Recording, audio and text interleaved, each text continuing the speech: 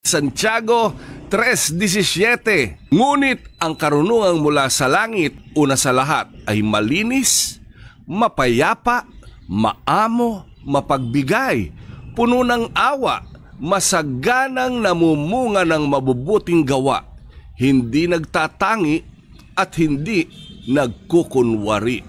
Maraming bagay sa buhay natin ang talagang maaaring makapagpalayo sa atin sa Panginoon. May mga bagay sa buhay natin na dumadating na minsan nagiging dahilan upang makapagsalita tayo ng hindi maganda sa ating kapwa, makagawa tayo ng hindi maganda sa ating mga mahal sa buhay.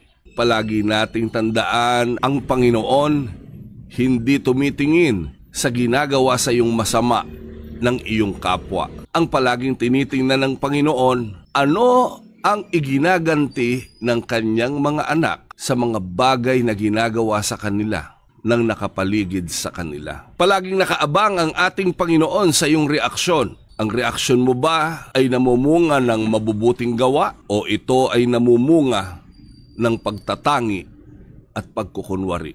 Pagpalain tayo ng Panginoon.